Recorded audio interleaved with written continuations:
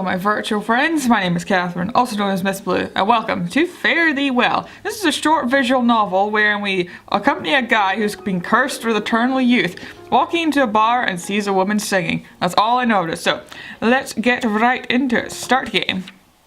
Fare Thee Well, the story of a lonely man. A wanderer, a wayfarer, a stranger. Very intriguing so far. And the sleepy town he found in the snow. One winter night. December 1967. Oh, very pretty. It does look like a photo store put through a couple filters, but still, not too bad. I am a lone wayfaring stranger, traveling through this world of woe. There's no sickness, toil, or danger in that blight land to which I go. The strong winter wind beats down all around me. Excuse me, I can't read today. I pull my coat even closer. I'm going to see my father. I'm going there no more to roam. I see. It's very poetic. Sometimes I can like just read off poetry. It's like, oh, easy. And then other times I'm like this, where I'm like, okay. I swear. I'm only going over to Jordan. I'm only going over home. Yes. Down the road I walked, covered in cold snow. I have no one to meet and nowhere to go. Oh, I know dark clouds will gather around me. I know my way is rough and steep, but golden fields lie out before me, where God's redeemed shall ever sleep. Okay. I need to find somewhere better than this. I can't feel a thing. I'm going there to see my mother. She said she'd meet me where I come. I'm only going over Jordan. I'm only going ever home. Okay, I think I can follow along with this so far. Suddenly I see light in the bleak midwinter. A small town nestled deep in the woods. I sleep, dreaming of the passage of time.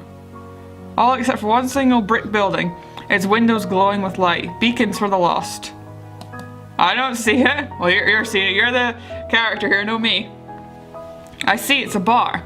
A dimly lit sign flickers above the entrance. On its name emblazoned in pale gold letters. The Hearth and Home. It'll do. Sounds neat. I push past the door and enter out into the snowy night. Oh, very glitzy. All shiny and all that. Once inside, I take off my gloves and rub my hands together for warmth. It takes too long to feel my fingers again. I close my tired eyes and take in the sounds of the bar. It's busier than I expected in a town like this. There's a low murmur dispersed in the air. Some people here in groups, and many are, like me, alone. It's good to see people again. How long have you been wandering alone in the woods? I slip my gloves into my coat and take a seat. A bartender spots me from behind a row of drying glasses and approaches. Evening? Evening, sir? A beer, please. I only order it so I can stay. The bartender fills a glass from the tap. Traveling rough? He places a drink in front of me. The liquid in the glass shines like oil under the pale, mellow lights of the bar. Yeah. I drink it all at once. It brings some fire back into my blood. Along with some other things, I think you just down it like that. Can't say I know what business brought you here. How do you know I'm not traveling for pleasure? Pleasure doesn't come this far north this time of year. Maybe I got lost. Maybe you did. What's with this weird suspicion going up? There's this weird thing going back and forth here. Excuse me. He takes my glass and steps away.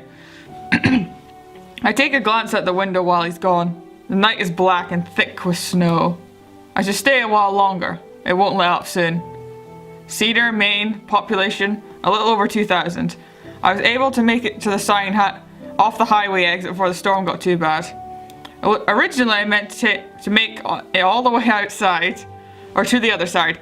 Hitchhiking got harder after sunset, when it got too cold to be outside. I headed off the road to the nearest place I could find, and we stumbled across this place. Across? No, across me. This place wasn't too bad. Reminded me of simpler times. I'll stay here for the night. Not that I have a choice. It feels nice to just sit for a change. Sometimes you move so much you feel like you're not the one moving anymore. Like you're drifting. Sometimes though it's fine. I can just stop and let things pass me by. Yeah, the Ferris Bueller mentality of life. Life moves so fast, you just gotta stop and look around every so often, or you could miss it. Well, I'm paraphrasing there obviously, but after a while I noticed a change in the air. The curtain of small talk lowers into silence. The clinking plates and glasses melt away. A small crowd begins to form in one corner of the bar. I walk over to get a look at what's going on and watch as someone gets up onto the small unlit stage. It's a girl in a green dress about to sing.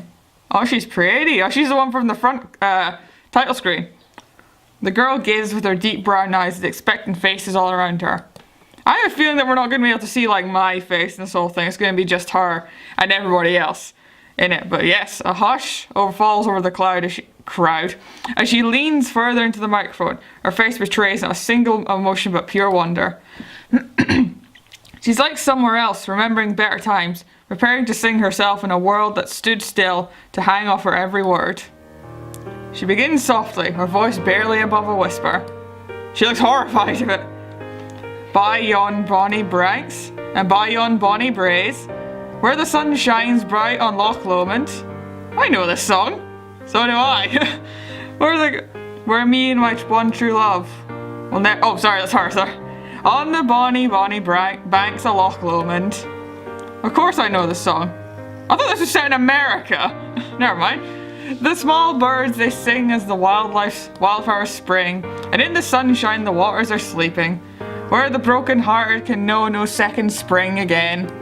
Though the woeful may cease from their grieving, you'll take the high road and I'll take the low road, and I'll be in Scotland before you.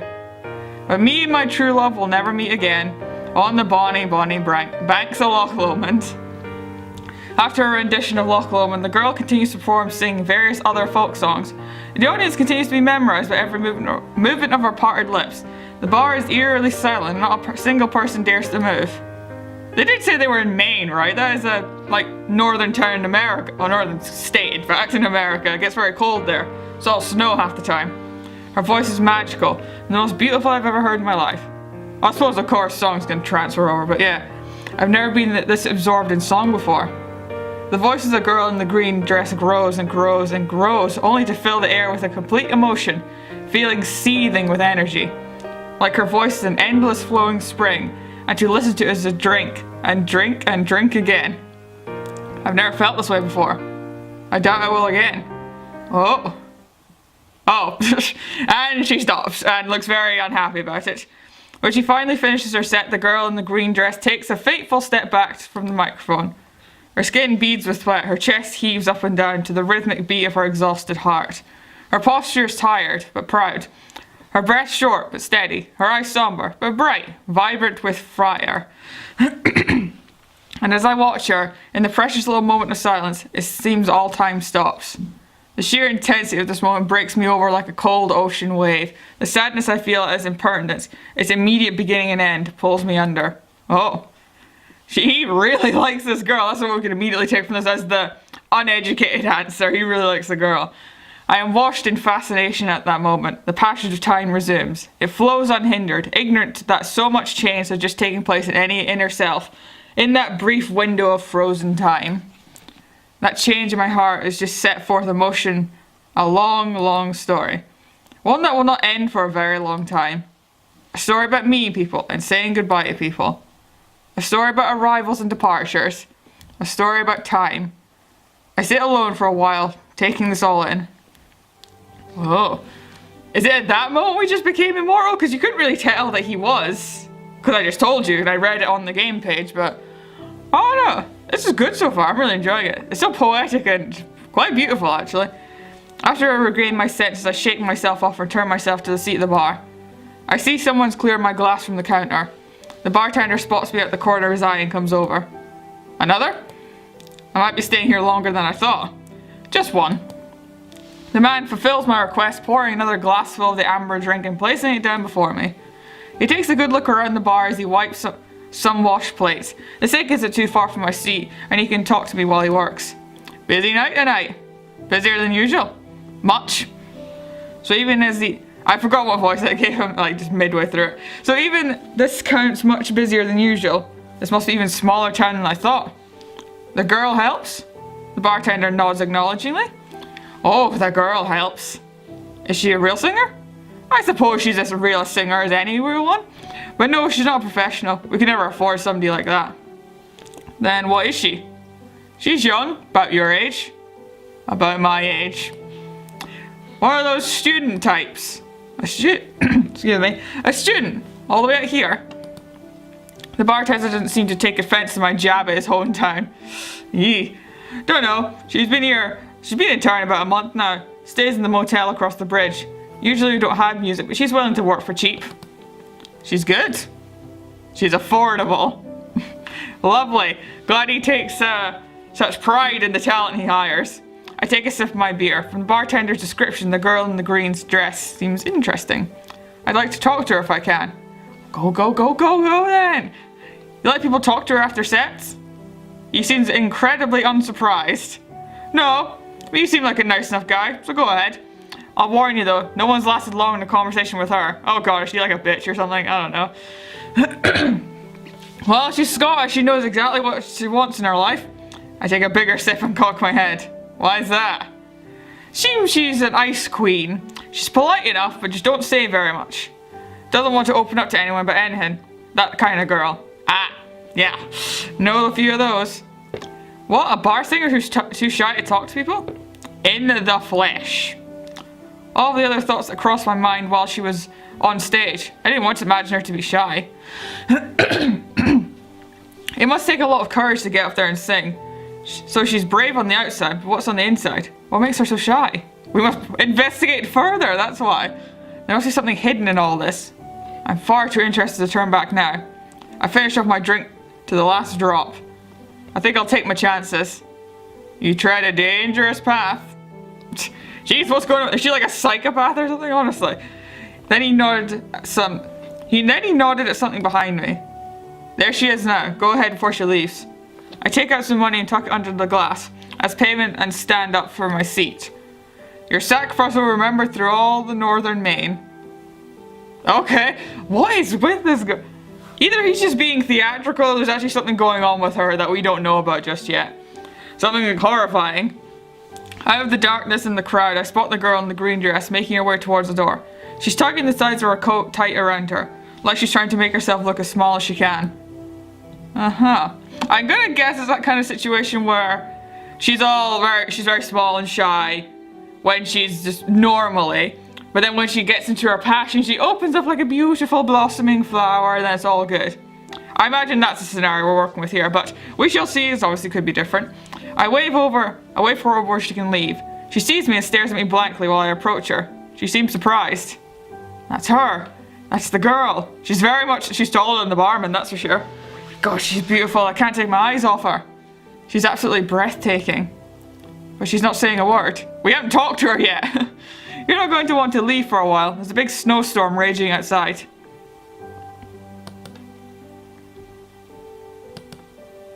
Alright, thank you. Off to a bad start? Yep. Actually, I was wondering if I could talk to you for a minute. It can only get worse from here. Seems like it. The girl in the green dress takes a moment to digest all this. Then she raises her eyebrows, like she's confused but doesn't want to admit it. What do you want to talk about?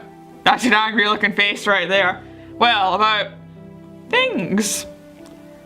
Wayfarer, you're doing a real good job here. It got worse from here. God, I've not done this in so long. The girl visibly recoils. I think even the music has had it at this point. It's already gone. Oh gosh. I think she's trying to hold back laughter. Oh no. I shake my head and smile. Time to try again. Okay. Here. What I meant is I listened to you sing up on the stage. You have a really pretty voice and I'd like to talk to you about your singing. If you'll have me, that is. Don't say it like that though, Jesus. I suppose this is the 60s, I suppose, so they talk differently. I think I did better this time. I think. The girl stares at me for a little while longer. I'm helpless to gauge how her reaction will be. Then all things, she smiles. Yay! We did it! Glorious music rained down upon me. We actually got somewhere in the conversation. It didn't stay awkward horribly. No one's ever asked me about my singing before. Success! I'm honored to break tradition. The girl lets out a small snicker. She lets go over the sides of her coat and rests her hands meekly at her sides. Hi. I'm, oh god. Emmeline? Emmeline. Emmeline, there we go, I'll do. Good evening, Emmeline. Let me buy you a drink. I turn to be beside her and I begin to lead her to the bar. I haven't spoken to people like this in a long time. I wonder what's come over me. I'm finding it so easy. Natural even. My god, no! Like I'm acting out of myself, not observing it. Must be something in the air. Yes, government poisons is everywhere. You two good for now? Yeah, thanks. Yes. Alright. Once the two of us are alone, I raise my glass and Emmeline hers. They sound together with a definite clink. Never heard of that name before. Cheers and cheers. Emmeline eagerly raises her glass to her lips and sips away. You have an expensive taste in alcohol. She shrugs. Just for a night. While it's being bought. Smart indeed. Silently we drink to our healths. Afterwards I follow brief instructions. I learn Emmeline is 22 and tell her I'm 25. You look much younger than 25. I get that a lot. How much though? You're not actually 18, are you? Even though that's... No, you're in America, so that's not legal drinking age either. We started to get to know each other a little better. Me? A professional singer? No way. No? Not even close. Well, I'm sorry to have assumed. No, singing's just a passion of mine. It's like, I've liked it since I was a kid and I do it when I can for money. It's nothing serious. If it's just a passion of yours, then why not? Then it's not... If it's just a passion of yours, then it's nothing serious. It's not what I went to school for, is what I mean. What did you go to school for?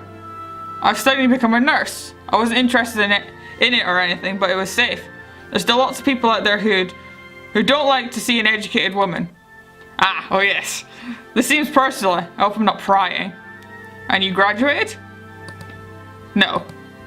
Oh, I'm sorry. What happened? Well, I'm not sure you'd want to get into it. I don't know what your politics are. I don't really get involved myself into that. I don't keep myself too current. I don't have any strong opinions, if that's what you're worried about. I'm listening. Anything you can think of to say, you can say, and I'll listen. Well, I was expelled from school for protesting the war. Which one is the 60s after all? Oh, wait, which one? The Vietnam one, obviously me. Expelled from school for taking part in a peaceful protest? That can't be allowed. It wasn't too peaceful in the end. Ah, that explains it. It does. We stop to sip our drinks. I mull over in my mind what to say next. To get her off the subject, basically, because even the music has abandoned us at this point. Well, I'm sorry to have pried. Emmeline's her face softened. She has one. Really, it's fine. It's nice to get to talk about it with someone. I take it there aren't too many new opportunities to talk to people here in Cedar. Not here, no. Can I ask how you ended up here? You could, but it's not a fun story. You can imagine my parents weren't big fans of my expulsion. I figured. They were livid and gorged with rage. You think they were going to eat me? They were so angry. The music thinks that as well. Like they were going to lock me up in the cellar and bury the key. While she's talking, her voice becomes strained. Obviously this is reopening old wounds for her. I feel bad for bringing it up now. I told you to change the subject, buddy, and you just went and didn't. They started pressuring me to find a husband. Showed off to any rich young men or family friends who came by. Trying to convince me to give myself up and marry a complete stranger. Made me feel like I was a hunk of me being peddled in some marketplace. To them, my failure had branded me a commodity. I'd become a damaged good. Something to be sold off. Made my values be measured in nothing but children I would bear. Couldn't take it. Absolutely couldn't live like that. So you took off. You could tell. You seemed the type. Okay, bye music. Dramatic scene over now. It's all good. Sail. This makes Emmeline loosen up again, but only a little. That's good. I have to try and help her feel better. I hope I didn't spoil her night. I'll go ahead and take that as a compliment. Good. It was meant as one. I hadn't meant to bring up bad memories. Like I said, it's fine. It's nice to finally be able to talk to someone about it. It's been all bottled up for so long. I know how you feel. You can keep going if you like. Well, the rest is a lot of the same. I packed up some old clothes and books and snuck out in the middle of the night. I stayed in the city for a while, with friends and the like. Figured it was the safest way. After some time though, I knew I had to get farther away than that, so my parents wouldn't find me. So I ran, wandered from place to place, took cabs and buses when I could, walked when I couldn't, hitchhiked when I absolutely needed to. It wasn't too safe as a girl I had to be careful, but I was smart. I kept my eyes open, and it's taken me this far. How far is this far? Far enough. But, I don't know. I called my parents a few times just to let them know I was still alive. I'm a good girl like that. At first they were even more fierce than they'd been while I was at home. They threatened to call the police after me. Threatened me when I said I wouldn't come home. Oh, I called my parents a few times just to let them know I was still alive. Oh wait, sorry, I mouse wheeled. Oh, that's cool. But after some time I got farther and farther from home. As I was gone for longer and longer, they started to soften up. Hot rage turned to bold resentment. Resentment turned to disappointment. Disappointment turned to sadness. Then that turned to regret, turned to apology, turned to them begging me to come home. Emmeline looks visibly shaken. I felt so bad for her. But I knew how she felt. I knew I had to let her finish. It's been more than 2 years since I left home. They started begging by the end of the first year. I couldn't take it, so I stopped calling them. I haven't spoken to them since. Oh, jeez. This got a lot deeper than I thought it'd be. Emmeline gazes into her reflection, catching the polish of her empty glass. Warm under the dim lights. The night is gone and many have left. Everything's quieter now. Everything is moving softer, going slower. Like the night has entered into a dreamlike state. I place a hand on Emmeline's shoulder softly. I want to comfort her. You don't want to go home? No, I do, believe me. This sort of life gets tiring after a while. Having no safety, no security, always needing to move from place to place, searching for warmth every night, and praying every single morning you'll be able to find work and feed yourself. It drains you. It takes a lot away and makes you lose your sense of place. When you can't even ever stay in one place for too long, it feels like everything in your life has a time limit set on it. It ticks away, and I couldn't care less about what you want. Oh, and it couldn't care less about what you want. If the time runs out and one by one everything in your life melts away. Oh, maybe I could be that one steady thing in her life because I'm immortal. The people you meet, the things you gain, the sights you see, they leave, and you're left with nothing again. And do you know what you're going to do then? Yeah? You start over. Yeah, you start over. You feel like you don't have any control over everything. Like you're not even the person living your life. You feel like you're only sitting back and watching events unfold. Like you're an observer from the outside, looking in on yourself. Emmeline seems surprised. It looks like I've understood her perfectly well. Ah yes. Right, that's how I feel. Thank you. Don't mention it. That's truly how I feel, and I hate it. And I want to stop, and I want to go home, but I can't. I just can't go home. I don't have it in me to go home. You're afraid of what will happen when you do. I'm beyond afraid. I'm petrified. I can't even breathe right when I think about seeing my parents again. Even though this journey's taken me so far away from me, I feel like I'm just giving up and going home isn't the way to give me any of that back. It just isn't. I feel like if I want to get back to everything that's been drained out of me, I need to find something. I don't know what, just that's something I've been searching for. And if I find it, I can go back to live a normal life again. Emmeline sighs. If any of that makes sense to you. I try to assure her. Really, I understand. I'm in the same situation as you, I am. You're a runaway too? I shrug. Something like that, but I can't say much. Well, that's not suspicious. No, we don't even know. We know about her, more about her than we do about our own character at this point. No, it's nothing like that. I'm not a criminal. Obviously. Obviously? Sure. That's what she can tell. I'm not unclean, I just need to travel a lot. It's something that I have to do. I go from place to place like you, and I search for things. I'm like you. Oh, a blossoming relationship in the silence. Don't worry, I know you're like me. Oh, it's so beautiful, isn't it? I don't know if I knew before we started talking, but I definitely know now. I think that's why I told you so much about myself.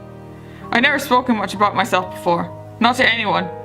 Not in my whole life. I've never spoken much at all, really. So I've heard. So that's right, you don't have to explain yourself to me. Consider it an apology for spending the last hour talking nothing about myself. I'm sorry for that.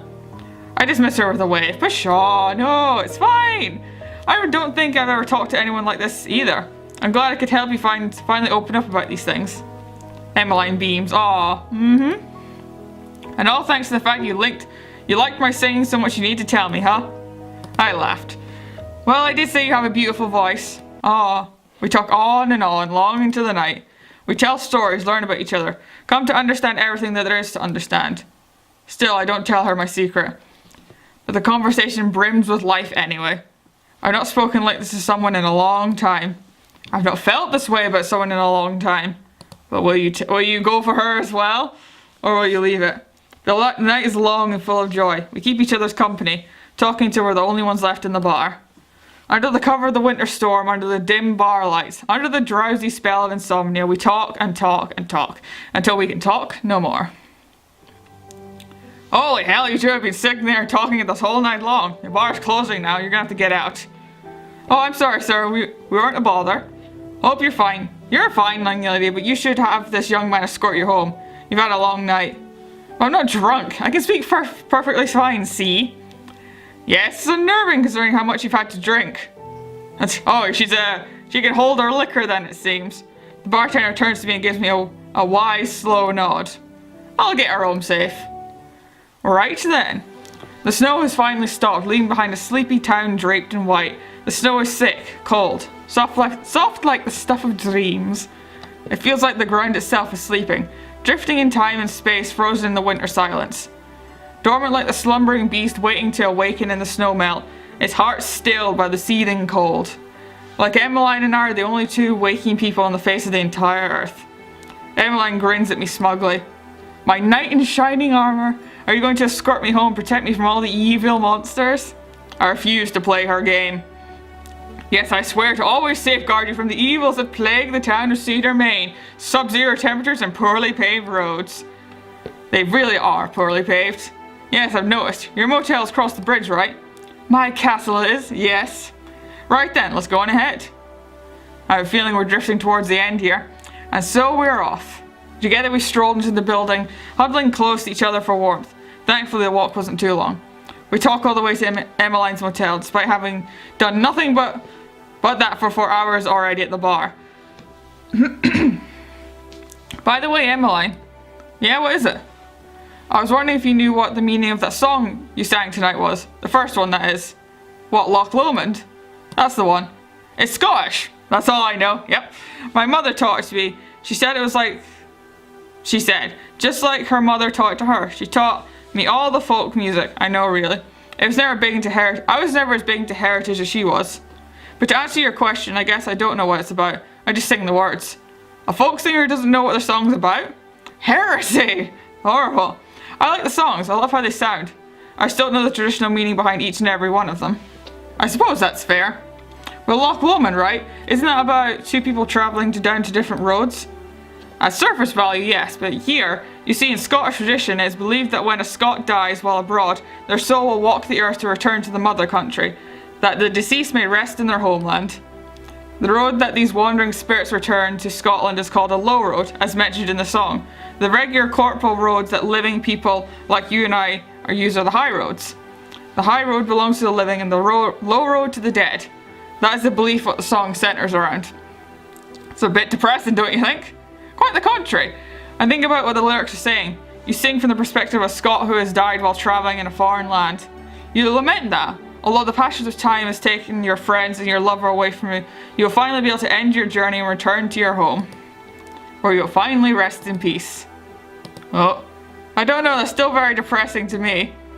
It's living in your own land, it's going back to the earth that you were hewn from, practically. Where you were born, pretty much. I don't think so. I think it's bittersweet. The journey of a singer has come to an end. But now that's over, they can return to where they belong. I don't know, personally I love the song. Sometimes I feel like I take solace in it. You find comfort in a song that tells you you're going to die? Well, I do. We all die and every death is an ending. But what the song tells me is that when my time comes, it'll be when I have done all that I can in my life. I will have found what I was searching for and I'll have brought it home with me. It tells me that will be my end. Not that I will be stuck like I am, unchanging, constantly moving, always searching. This prison I am right now is constant flux. and the days of my life are numbered, with a clear beginning and a fateful end. I don't see any problem with that. In fact, consider neither of us have slept all night. Some rest sounds like exactly what we need right now. Emmeline's goes quiet. She takes everything I say. Yeah, I suppose you're right. We could both use some rest. Or am I gonna come in? Or is that it? Oh, never mind. I was gonna say, is that the end of it? You know, maybe not. No? Just before we reach the motel, Emmeline stops me in my tracks. She points off to the side of the path where the small park lies in the snow. Hey, is something wrong? No. She's acting incredibly meek. Did I say something I shouldn't have? We were talking about death a second ago. There's a cute little park here where I come to sit sometimes. It's on top of a big hill, and if you're interested, on the benches, you can watch the sunrise and sunset from here. It's beautiful. I'd like to sit and watch the sunrise here with you, if you'd want to do that.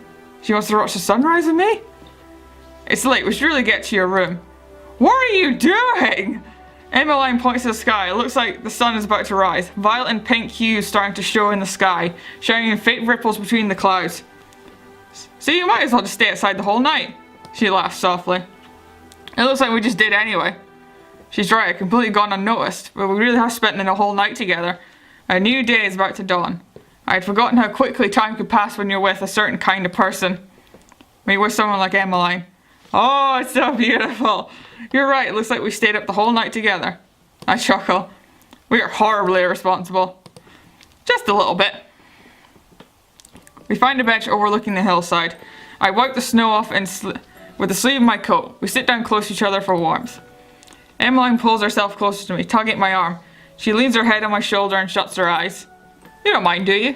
I'm so tired. I think I'll rest my eyes for a bit and wait till the sunrise starts. It's fine, I think I'll do the same thing. You're gonna fall asleep if you do that. It's been a wild night. I'm so tired. Ah, lovely silence. Hey, Emmeline? Yeah? I'm going to tell you a story. It's a short story, but it's a complicated one. It's an important one. At the end of the story, you're going to have to decide what happens next. I want you to be completely honest with me when I ask you to do that. Alright? Emmeline yawns. Alright. She's super invested in it. We may as well just get on with it now. So this is our confession story. I hope I'm making the right choice here. Oh boy. How do I even begin to explain? Say in the world there's a young man out there who's been given the gift of eternal youth. At first that young man was amazed. He was filled with joy. He was forever young, forever handsome, and forever strong. The passage of time had no effect on him. It didn't chip away at him like it did everyone else he knew. He spent some time loving his new life of his, until he realized that the gift had been given, in the end, was a curse. Eventually that young man saw what the passage of time could really do. He saw all the people he cared for wither away, one by one, family, friends, lovers. He could have done nothing but watched each and every one of them fell into the grip of death from which he had now been spared. He saw the places he knew as a child crumble into dust, forgotten, thrown away like false memories. First he lost his home, then his people, then his own way of life. He was forced to escape, to break out and enter a new world, where he did not belong. He felt lost in that new world, hopeless, alone, forgotten. But eventually he got used to it. He realized there wasn't any point in wallowing in despair at the life he's been given, so he started to rebuild. He gave himself a new life, a new identity. But he lived knowing that there was only one thing he could never do. He could never stay in one place for too long. If he did, he knew he would build bonds. He would form memories with the new places he found and the new people he met. He would make friends, he would feel emotions all over again. All in their full intensity. And that was something he could not afford, because he knew any bond he built would only come crashing down upon him in the end. The more people he came to know, the more people whose departure would hurt him. The more time he spent in one place in the world, the more pain he was damning himself to suffer. He was truly cursed. All he could do was run. Run farther and farther and farther, as far as he could go towards infinity. As long as time continued to pass, he suffered the life of a wanderer destined to be alone. But one night he meets someone, and that someone he makes him feel the same way he has not felt since long before his journey began. Someone special, someone like him, who understood him, who felt his pain, who knew how it felt to endure. He thinks he's found someone that could teach him how to love again. But he knows if he stays there with that person he's found, You will only hurt them in the end. Because if he stays with someone, they will age and he will not. They will die and he will not. At this failure to die, he would rob them of their chance at a normal life. He would take their life for his own, and in the end, he'll find himself alone again. What does he do then? What choice does he make? Does he stay or does he leave? Does he chase the chance at true emotion, even if he knows in the end it will only cause him despair? Tell me, what choice does he make? She's fallen asleep, hasn't she? I bet she has. What choice does he make, Emmeline? What choice do I make? Music? Oh gosh. Emmeline? She's fallen asleep, hasn't she? I open my eyes. I see the sun has begun to rise. To my side, Emmeline is fast asleep. I take a long, final look at her. She's so beautiful. Her heartbeat pulses through her skin, through her dress, through her coat, all the way to me. I can feel it drum steadily against me. I can feel the throb over and over again. Full of such amazing life. I watch her breathe, her breath freezing as it comes at crisp, cold air. Her skin is soft and warm to the touch. I think of her and how she treated me, a stranger, who hadn't even told her his name, with nothing but kindness. This is a real person beside me, with a real heart, pumping real blood, with real emotions and real thoughts, and the most beautiful voice I've ever heard in my life. This is Emmeline. And no matter how greatly I long to be with her, I cannot stay with her, and she cannot stay with me. It was never meant to be. I stand up carefully, holding her still to make sure she doesn't wake up. Once I'm off the bench, I set her down to be as comfortable as I can make her. Oh no, dude, don't! Thankfully it's warming up, and I think she'll wake soon after I leave, just in case I take off my coat and wrap around her to make sure she's warm enough. I glance at the sunrise over the horizon. I can't bear to look at it too long. I turn back and gaze at her one last time. The girl in the green dress sleeping on the park bench. If only things had been different. Then I begin to walk away. Oh no, this is so sad. I stop myself from looking back. Emmeline, I'm sorry. Goodbye. I walk away into the wilderness as the sun rises over the trees. I vanish like a ghost from a dream, wiping tears from my eyes. All I leave behind are footprints in the snow that are soon to be swept away by the winter wind. Right then guys, I'm going to have to end it here because the recording session I had for this particular game went on quite a bit longer after that, and I ended it in a weird place because my throat was starting to really hurt. So we're going to cut it here, and we're going to trim this episode off, and then next time we'll have the last bit of chunk that I already did, and then we'll continue on from there. So that's why there'll be a weird cut in the next episode. So hope you enjoyed this little bit of gameplay, and sorry for like the weird jarring cut after that we left those two off, but we shall continue our Wanderer story in another episode. So thank you again for watching. See you later.